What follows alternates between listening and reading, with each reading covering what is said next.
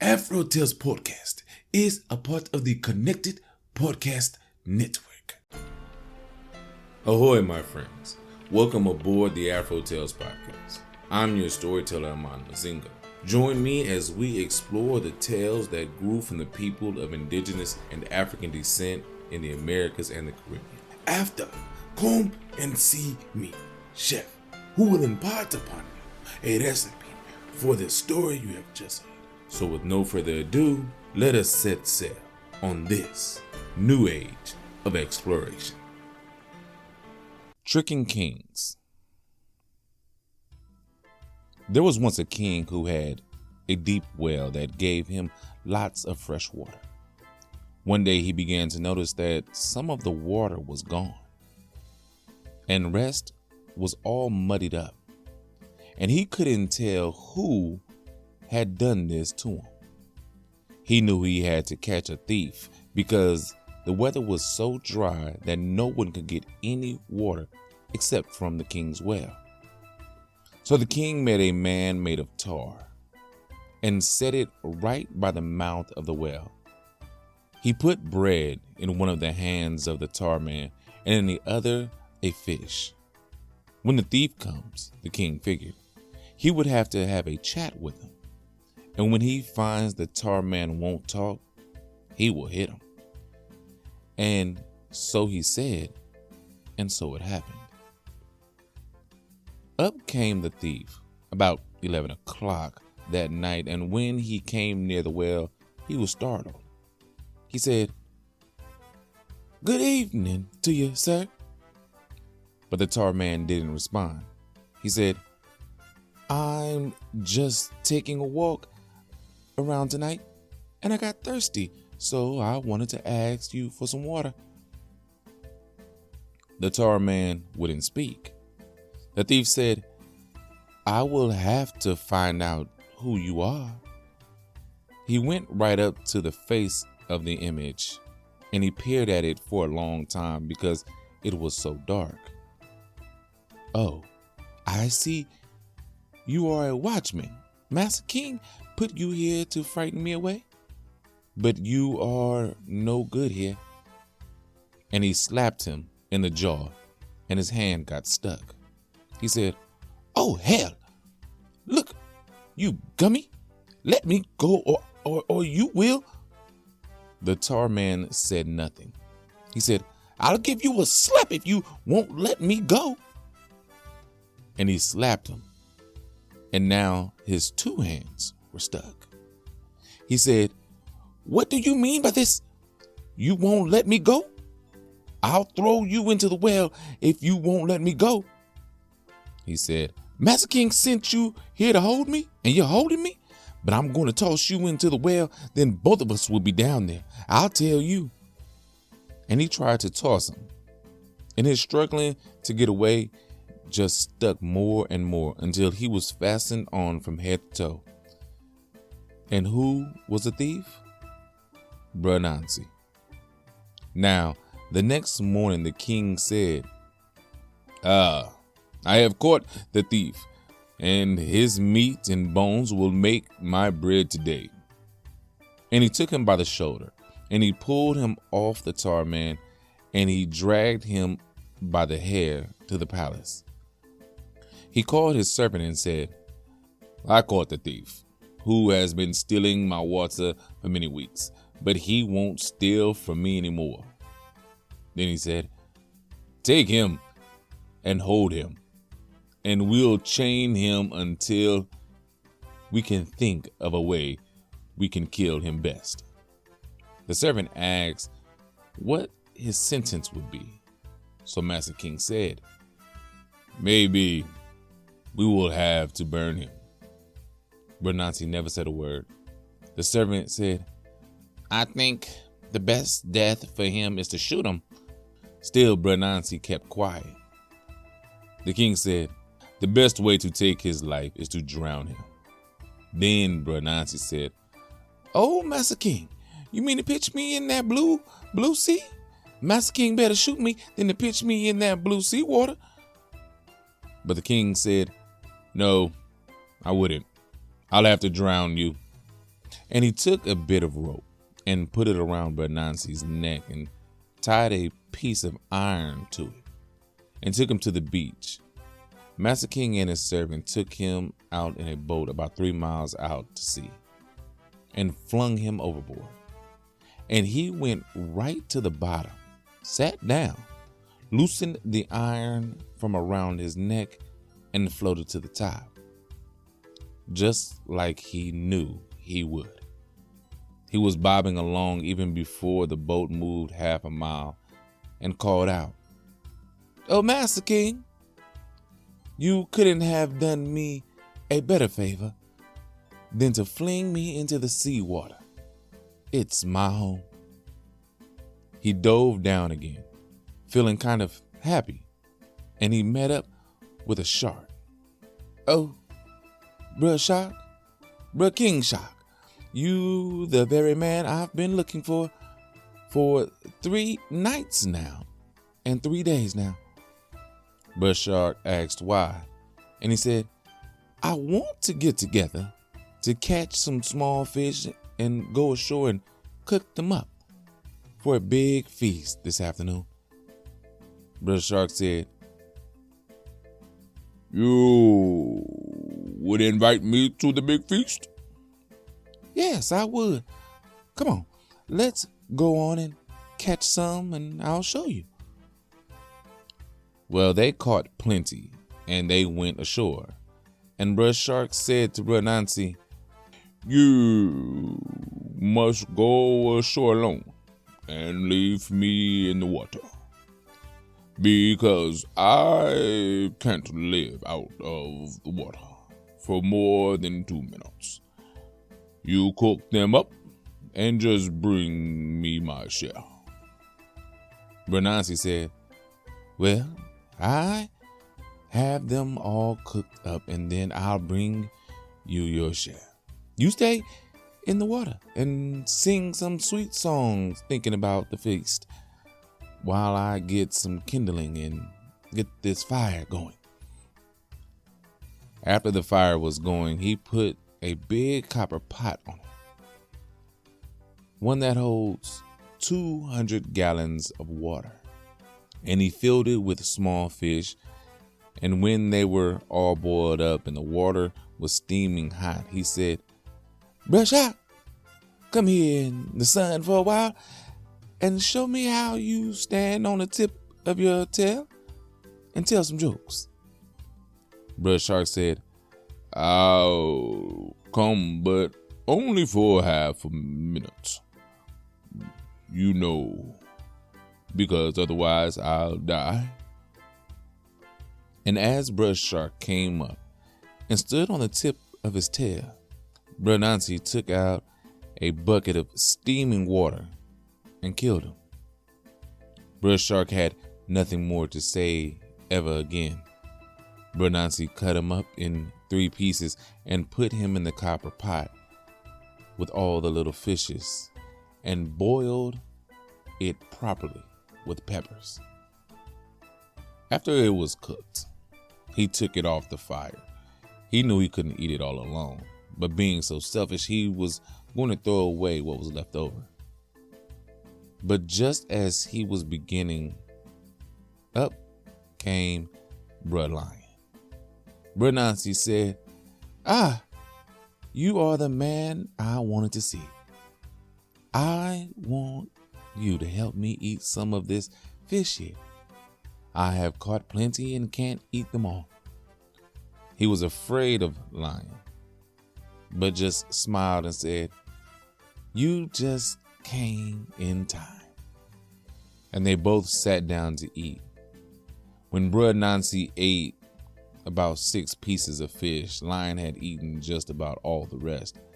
Bruh Anansi, who didn't really want to share, grumbled to himself, "I've been here all the time, lighting the fire and straining to put the big copper pot on the fire, and here you come just in time to eat." Lion said, "What are you saying?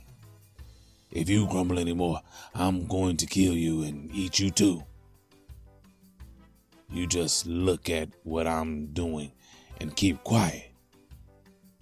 Bruh Anansi got really scared now and didn't say anything until he had finished eating. Then Bruh Anansi said to Lion, "Let's play a little game we used to play when we were at school." And Lion said he didn't remember any games. Bruh Anansi said, "Sure you do. We take a little piece of string and you put your two hands behind your back and we tie you to a tree. And take a little switch and touch your back with it. And then you make a rush and break the string and get away. And the other person has to do the same thing." Lion said to Bruh Anansi, "If you let me tie you first, I'll play."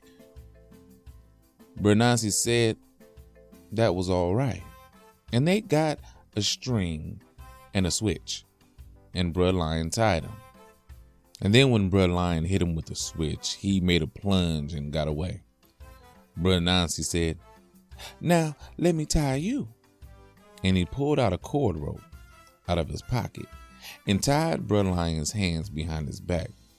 And he took out a whip from his pocket and really started to lick him hard. Lion made a plunge at Bruh Anansi with his paw to kill him, but he couldn't touch him. Bruh Anansi was that quick. My wife, you and all the children come out here and get your licks on Bruh Lion. A little while ago, he ate all my fish, which I was going to bring home." So all the children started to beat Bruh Lion too, until he was half dead, and they just left him there tied to the tree. Bruh Lion lying on the ground, half beat to death, and they went on home. Bruh Lion saw a woman coming his way on her way home, so he said, My good lady, please let me loose or else I'll surely die." The lady said, "Who put you there, my good lion?" "Bruh Anansi, ma'am." "Why did he tie you?" "He tied me here because we had a little game we played in school, and he got me to remember it and play it with him. I tied him first, and he broke the string like we always used to, and he got away. Then he tied me, but not with the same string, but a much stronger cord rope. And then he licked me, and his wife and children came and licked me and had me completely beaten." "But if I let you go, my good lion, you will spring at me and eat me," he cried. No, my good lady. If I tried to do that, all the trees and stones around here would cry shame." She said, "All right, then I will." And she let him loose, and immediately he tried to spring on her and eat her.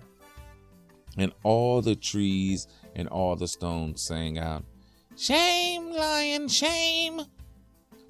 So he stopped. So he went home, told his wife what Bruh Anansi had done to him. And she said, "I always told you to stay away from Bruh Anansi's reach.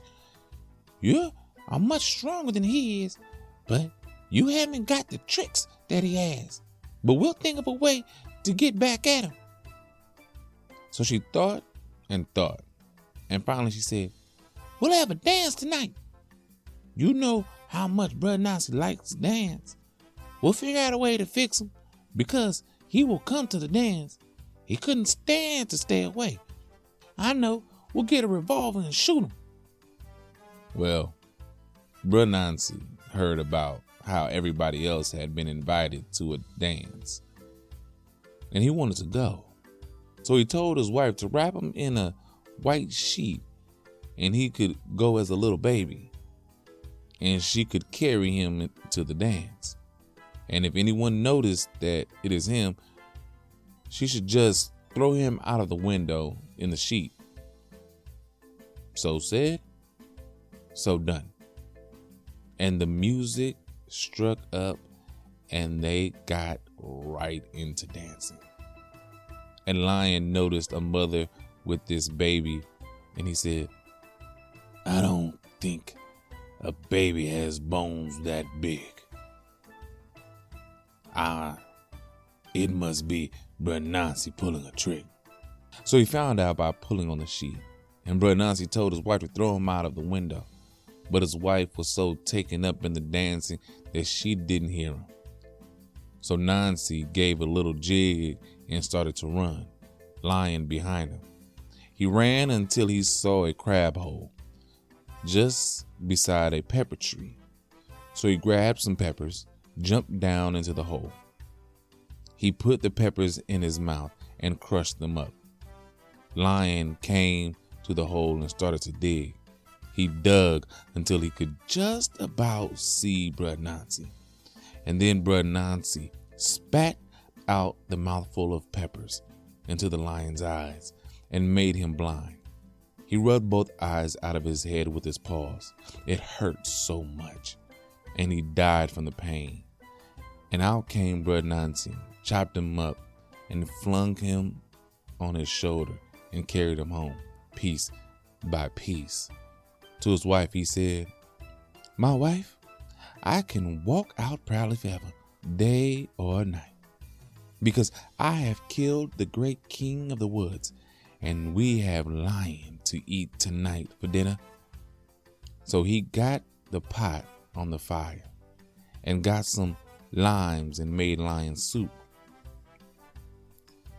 I went to this feast and enjoyed some of it, and I came directly here to tell you this big lie. The end.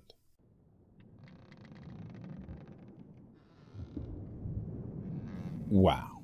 So that was an awesome story coming out of the African American Folktales by Roger D. Abrams. What can I say? He was pure Anansi.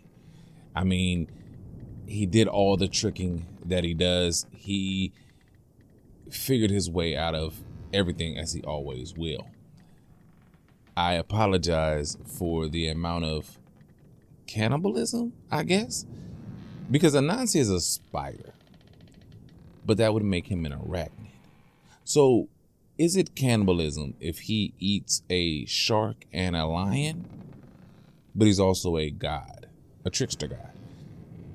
So is it cannibalism if he's eating, again, a shark and a lion? I don't know. You tell me if you guys feel like this is cannibalism. AfroTalesCast@gmail.com. This story is another one of those things where I've read so many stories now that I can see other parts of other stories in this one.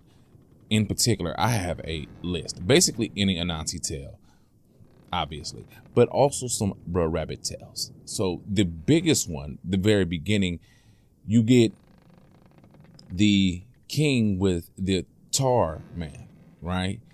That is, again, Bruh Rabbit and the tar baby.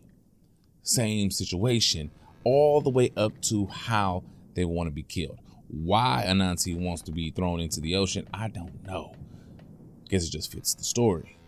Or, like he said, it's home for him. I don't know. That one was beyond me. I understand why Bruh Rabbit wants to be thrown in a briar patch, but I can't understand why Anansi wants to be thrown into the ocean.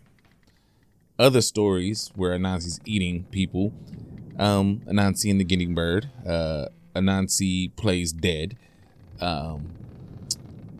You get Bruh Rabbit doing What's for Dinner, and Granny Wolf are two other stories that I've done where Bruh Rabbit is either eating or feeding people to another person, where that is cannibalism. The part about Lion attacking the woman, getting him out of for helping him, that I have another story where you have that in help or no help. And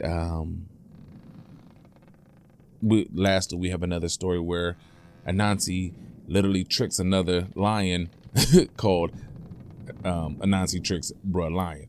All of these can be found in the episode notes that I will put below. I just want to say, Folktale is wonderful. You got to watch who you trust. And that's basically what they're telling you. And you also have to know how to get out of situations that you may find yourself in. But also don't put yourself in those situations.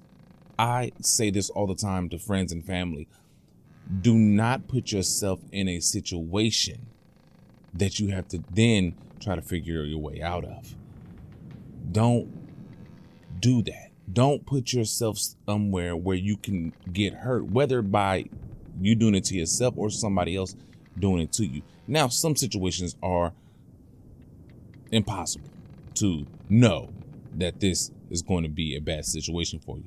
But the ones you do know, and you know what I'm talking about, you can get out of those situations by never getting into it to begin with. You know, if you have that friend who always puts you in bad situations. You know if drinking or drugs put you in bad situations.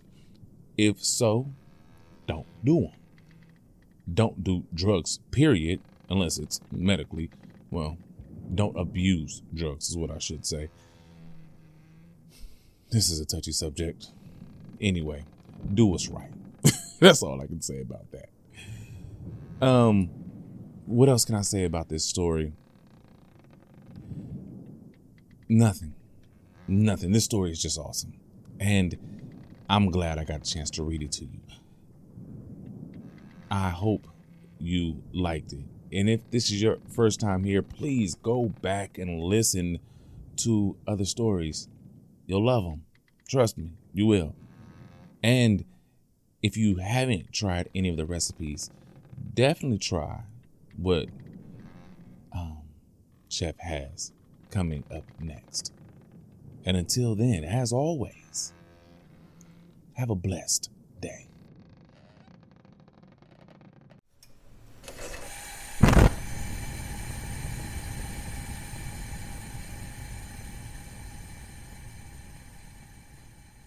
Welcome, my friends, to the Galley. I am your chef, and today we have a wonderful recipe inspired by the story you have just heard. Today, we will be creating Salted Cod Salad. Now, what will you need for this recipe? 1 pound of salted cod, 1 large yellow onion thinly sliced, 1 large tomato diced, half large avocado or a whole small avocado diced, 3 hard-boiled eggs quartered, 12 green olives, this is optional, half a cup of olive oil, 1 tablespoon white wine vinegar. Now, how do we put this together? Easy. Soak the salted cod in cool water for 15 to 30 minutes. Drain and transfer cod to a pot. Cover with water and bring it to a simmer on the stovetop. Change the water and bring it to a simmer 3 to 4 more times, or until cod reaches desired saltiness. Drain using a fork, breaking up the cod and set aside. Saute the onion in a skillet with 2 tablespoons of olive oil until soft and translucent. In a large bowl, combine cod with onions and remaining ingredients. Toss until well combined. If the salad is too dry to your liking, add more olive oil. Serve with rice or boiled yucca root drizzled with olive oil. And that is it, my friend. There you have it. Now, go make this recipe yours.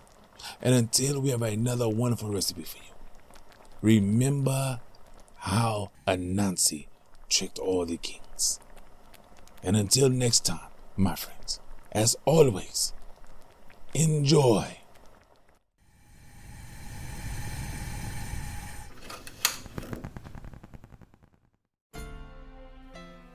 Thank you, my friends, for coming on this voyage. Thanks to Art by Chalet for the logo, episode, and shirt designs. You can get t-shirts and other items on tpublic.com. You can contact me on all socials at AfroTalesCast. That's AfroTalesCast. And email me at AfroTalesCast@gmail.com. You may also become a benefactor by simply sharing with any and everyone, giving a thumbs up, a 5-star rating and review in your podcast app of choice, or simply donating on Patreon or Ko-fi.com. That's ko-fi.com. So until we meet again, may your winds be fair and your seas follow.